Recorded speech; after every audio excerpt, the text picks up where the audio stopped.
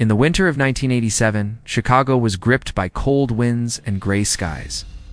But for one college professor, those final weeks of the year would mark his quiet descent into mystery.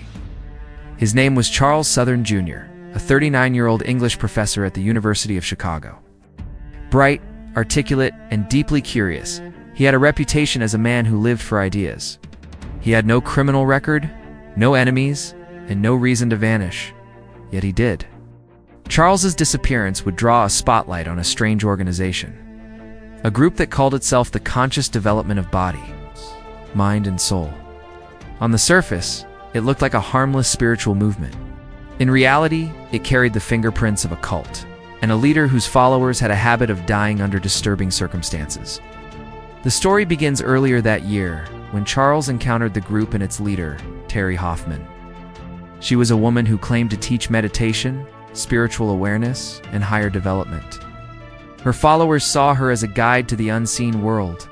Charles was intrigued, began attending meetings, listening to Hoffman's lessons about spiritual battles and invisible forces. But soon his family noticed a change. After one of Hoffman's meditation sessions, Charles came home unsettled. Days later, his parents found him wandering the streets, incoherent, mumbling about visions and dark forces.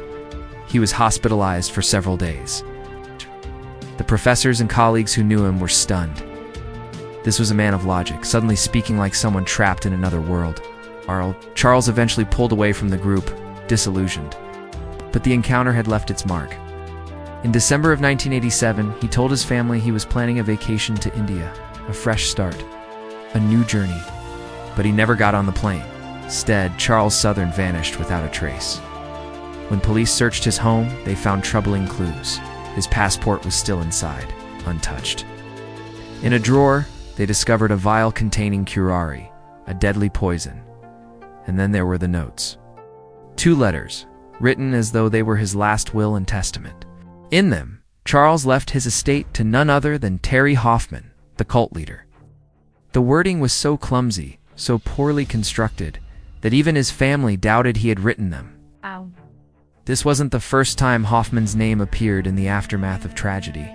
Over the years, at least 11 people associated with her group had died under suspicious circumstances. Some by suicide, others by unexplained means. In many cases, their wills named Hoffman as the beneficiary.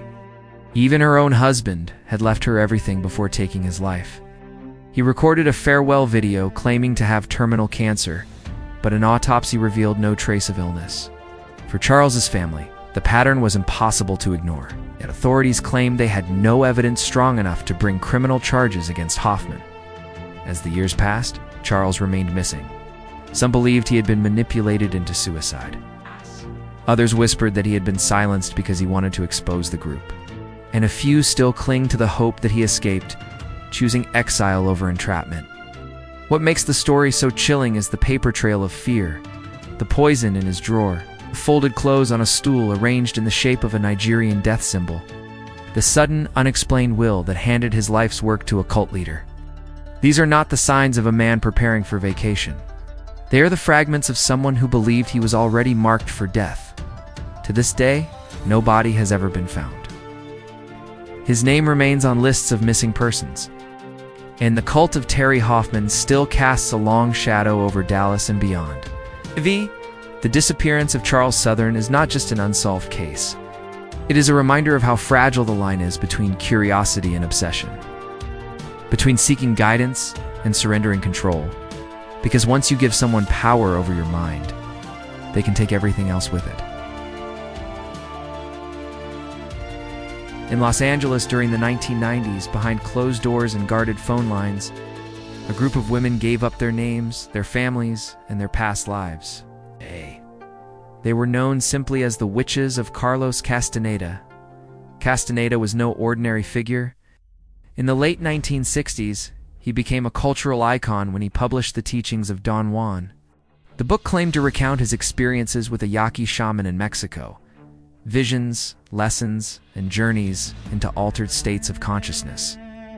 Though many scholars dismissed it as fiction, the book was a sensation, sold millions of copies, and Castaneda became a guru for a generation hungry for spiritual exploration.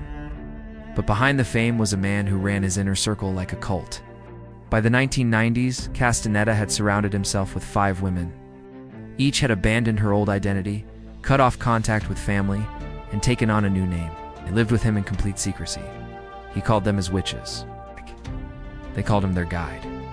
The women were Amalia Marquez, Patricia Parton, Florinda Donegrau, Tasha Abelar, and Kylie Lundahl. 2 outsiders, they had vanished long before their actual disappearance.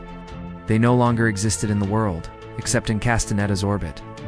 Castaneda preached a practice he called tensegrity, a blend of movement, meditation, and mystical philosophy. To his followers, it was a path to freedom. To critics, it was the mask of control. The witches lived under his rules, his vision, and his shadow. And then, in April of 1998, the shadow disappeared. Carlos Castaneda died of liver cancer at age 72, but his death was kept secret for 2 months. In those hidden weeks, something else happened, something that has never been explained. By the time the news of Castaneda's death became public, his witches were gone. Phone lines disconnected, house abandoned, no trace of where they had gone. It was as if they had dissolved into the desert air. For families of the women, the silence was unbearable. They searched, called, begged for answers. None came. Then in 2003, a discovery. A car abandoned in the Panamint Dunes area of Death Valley National Park. It belonged to Patricia Parton, one of the witches. Nearby, skeletal remains were found, were eventually confirmed to be hers. Cause of death, undetermined. Many believe it was suicide. But what about the others? Florinda Donner, Tasha Abelar, Amalia Marquez, and Kylie Lundahl have never been found. No bodies, no sightings, no communication. It has been over 2 decades. The leading theory is grim, that the witches, so deeply bound to Castaneda, chose to follow him into death, packed to suicide in the desert, where no one would ever find them. But why? Is it grief, devotion, or was it control, reaching beyond the grave? The truth is, we don't know. What we do know is that Carlos Castaneda's teachings, once hailed as groundbreaking, are now overshadowed by the mystery of the women who vanished after his death. One by one, they had surrendered their lives to him, their names, their freedom, their families. And when he left the world, they left with him. Some say they are still out there, hidden away in another country, living under new names, bound by the secrecy they swore to uphold. Others say their bones are scattered across the desert sands claimed by silence. The tale of the Castaneda witches is haunting not just because of their disappearance, but because of what it represents. It asks a question that has no easy answer. How much of ourselves are we willing to give to another person? And when that person is gone, what is left of us? For the witches of Carlos Castaneda, the answer may be nothing at all. Australia, 2007. In the small town of Nanop, Western Australia, a young mother named Chantelle McDougall and her 6-year-old daughter, Leela, prepared for an ordinary day. But it would be their last in the eyes of the world. Soon after, they, along with 2 men, vanished without a trace. The story begins with Chantelle, a woman in her 20s, who had fallen under the influence of a man much older than her, Simon Cadwell, except that wasn't his real name. Cadwell was actually Gary Felton, a British man who had stolen another identity after leaving England. By the time he arrived in Australia, he had reinvented himself as a spiritual teacher, a prophet of sorts. He carried with him a strange book, Servers of the Divine Plan. The book described a coming apocalypse, and the chosen few who were meant to guide humanity through it. These chosen ones, called servers, were instructed to gather in certain places, to wait to prepare for the end. Chantelle believed in him. She believed in the book, and she believed in the plan. She and her daughter lived in a simple home with Cadwell and another follower, Antonio Popic. Neighbors described them as reclusive, yet polite. But inside the house, conversations revolved around prophecy, destiny, and the end of the world. Then, one day in July 2007, they were gone. Chantelle, Leela, Cadwell, and Popic disappeared. Their wallets and credit cards were left behind. Their bank accounts were untouched. Their belongings remained in place, as if they had simply stepped out for a moment, but they never came back. The only clue was a single transaction. Chantelle's car had been sold for $4,000, but none of that money was ever withdrawn or used. Police began investigating and soon uncovered Cadwell's true identity. He had been living under false names for years, weaving lies as easily as breathing. His past in England was filled with inconsistencies, and his reinvention in Australia was complete. The deeper investigators dug, the stranger the story became. Chantelle had grown distant from her family, cutting ties to those who questioned Cadwell's teachings. She was described as warm and loving, but completely absorbed by the cult-like ideology that Cadwell preached. Her daughter, Leela, had stopped seeing her grandparents. Even her friends noticed a growing silence around Chantelle's life, as though she had been slowly retreating into another world. Some believed the group traveled to a secret location, awaiting the apocalypse. Others feared a ritualistic suicide pact. And yet, despite exhaustive searches, no evidence ever surfaced. No bodies, no remains, no trace. For more than 15 years, the case has lingered unsolved. Occasionally, rumors emerge.